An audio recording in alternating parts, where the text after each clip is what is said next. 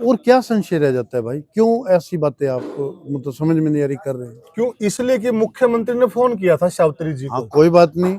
और वो आई नहीं फिर भी। तो क्या हुआ? कांग्रेस के सांसद ने ये कहा कि ओम प्रकाश जिंदल जी कांग्रेस के सिपाही रहे हैं।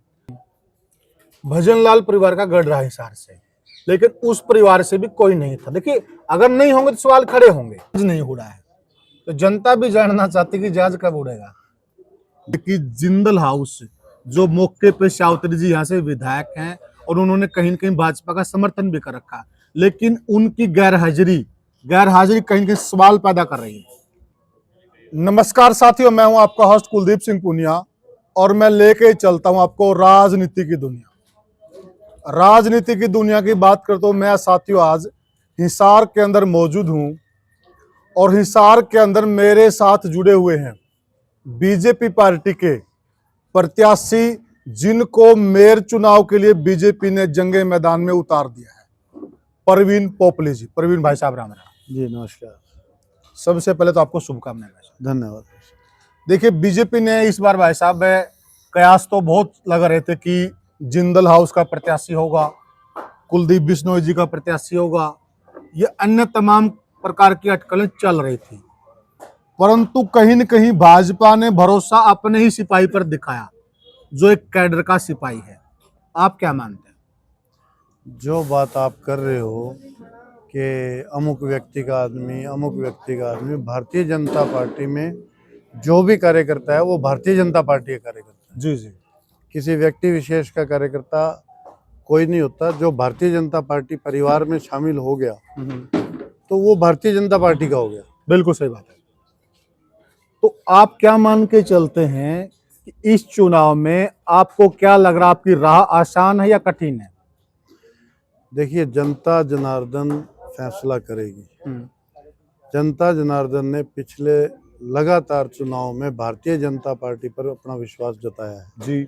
जनता जनार्दन ये समझ चुकी है कि भारतीय जनता पार्टी ही एक ऐसी पार्टी है जो देश का, प्रदेश का या अपने शहर का विकास कर सकती है। और उसी नाते वो पहले भी भारतीय जनता पार्टी के प्रत्याशियों को विजयी बनाया और आगे भी बनाएगी और इस इलेक्शन में भी बनाएगी। जी।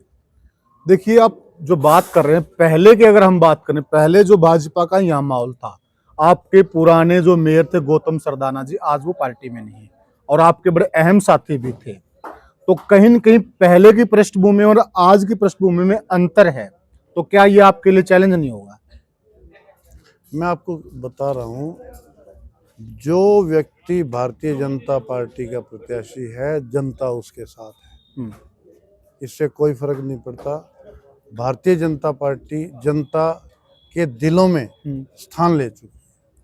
मंत्री जी आए और उन्होंने बिल्कुल खुले मंच से कहा कि हमारा प्रत्याशी पोपली है और आप इनकी मदद कीजिए, और एक बार ने 3 बार कहा, लेकिन फिर भी कयासबाजी ये लग रही है कि जिंदल हाउस, जो मौके पे सावित्री जी यहाँ से विधायक हैं और उन्होंने कहीं न कहीं भाजपा का समर्थन भी कर रखा, लेकिन उनकी गैरहाजिरी कहीं न कहीं सवाल पैदा कर रही है। देखिए, सवाल कुछ नहीं है, सवाल सिर्फ कुछ आप जैसे लोग ही एक शंका सी जाहिर कर रहे हैं। जी।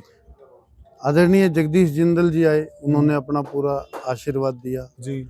उनकी पूरी टीम आई जी। उन्होंने माता सावित्री जिंदल जी का संदेश सुनाया। और क्या संशय रह जाता है भाई? क्यों ऐसी बातें आप मतलब समझ में नहीं आ रही कर रहे हैं? क्यों? इसलिए कि मुख्यमंत्री ने फोन किया था सावित्री जी हाँ, को कोई बात नहीं। और वो आई नहीं फिर भी। तो क्या हुआ? किसी एक व्यक्ति की व्यवस्था या कोई कार्य का ऐसा रूपरेखा रहती है, नहीं आ पाए। मैं पार्टी में संगठन के पदों पे रहा हूँ, संगठन की सभी बैठकों में नहीं पहुंच पाते थे, किसी में नहीं भी जा पाए, तो क्या हो गया? भजनलाल परिवार का गढ़ रहा हिसार से, लेकिन उस परिवार से भी कोई नहीं था। देखिए, अगर नहीं होंगे तो सवाल खड़े होंगे।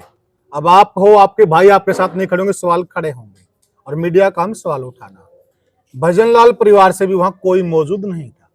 भजनलाल परिवार से हमारे नलवा से आदरणीय विधायक रणधीर पनिहार जी थे, वो उसी परिवार का हिस्सा है। उनकी तरफ से भी संदेश आ चुका है। जी, विधायक जी थे मौजूद वहां पर, रणधीर पनिहार जी, और वो पूरे कार्यक्रम में साथ में रहे और वो आपके साथ जुटे हुए भी हैं। हाँ, इसमें कोई दो राय नहीं।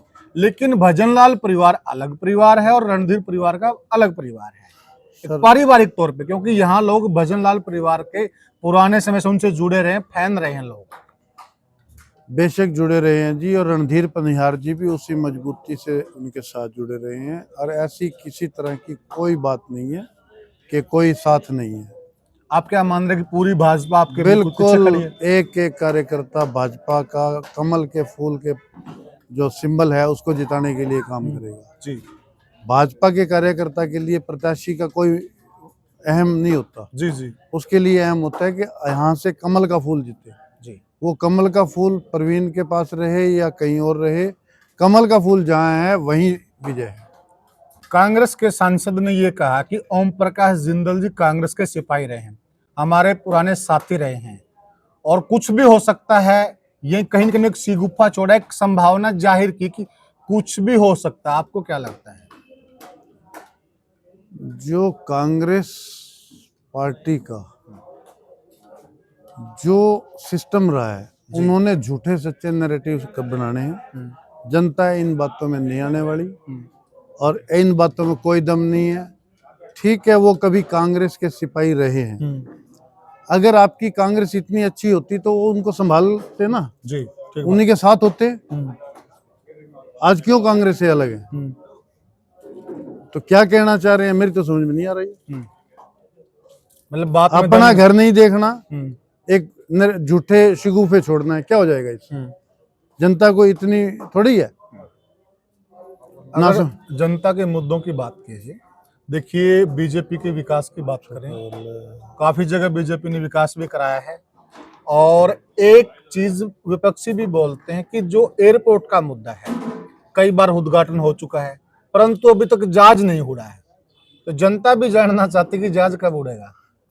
जहाज उड़ने में कसर कितनी बची है, आप बताइए जनता से हाँ, कितनी कसर है। कितनी कसर बची है। यहाँ पे सुखोई विमानों का, लड़ाकू विमानों का ट्रायल हो चुका है, मोदी जी का विमान यहाँ पे उतर चुका है, और जो फॉर्मेलिटीज हैं वो पूरी होके और महीना 2 महीने जब भी वो होगा उड़ जाएगा। यात्री जहाज की बात कर रही है, यात्री जहाज भी चलेगा जी यहाँ पे। जब आपके पास इंफ्रास्ट्रक्चर है, आपके पास अपने इंफ्रास्ट्रक्चर तैयार कर दिया, तो कोई यहाँ हमने कोई पैसे खाने के लिए थोड़ी किया था, देश के शहर के विकास के लिए किया था, और आज उसी विकास का और उसी नतीजा है। जहाज उड़ने के लिए पूरा इंफ्रास्ट्रक्चर तैयार है, पूरा सिस्टम तैयार है। जैसे ही कंपनियों से MOU वगैरह कुछ हो चुके हैं, कुछ और हो रहे हैं। पहली फ्लाइट अयोध्या की हम डिक्लेयर कर चुके हैं जी, और वो जल्द ही होने वाली है। और जो लोग इन बातों को बात कर रहे हैं कि जहाज नहीं उड़ा, अरे उड़ जाएगा। और मैं किसी आज आप अपना घर बनाते हैं तो उस घर बनाने में पहले आप नींव रखते हैं, फिर उसकी दीवारें खड़ी होती हैं, फिर उसके फ्लोरिंग होती है, कोई फॉल सीलिंग होती है, 20 तरह के काम होते हैं। वो सारे काम, वो सारे प्रोसेस करके ही तो यहाँ तक पहुंचे हैं। जी बिल्कुल। प्रवीण पोपली जी क्या मान के चल रहे हैं कि प्रवीण जी का मुकाबला किसके साथ होने वाला है? प्रवीण जी का मुकाबला प्रवीण जी के साथ ही है। प्रवीण जी ने तो लोगों के पास जाकर सबको भारतीय जनता पार्टी की नीतियां समझा के, और जनता तो पक्ष में तैयार खड़ी है।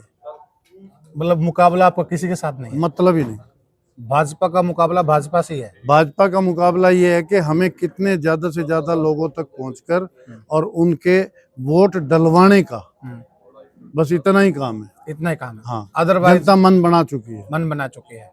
आप अपनी जीत मान के चल रहे हैं। जनता मन बना चुकी है। भारतीय जनता पार्टी के प्रत्याशी के भारतीय जनता पार्टी के पक्ष में वोट डालना है। साथियों, ये थे प्रवीण पोपली जी।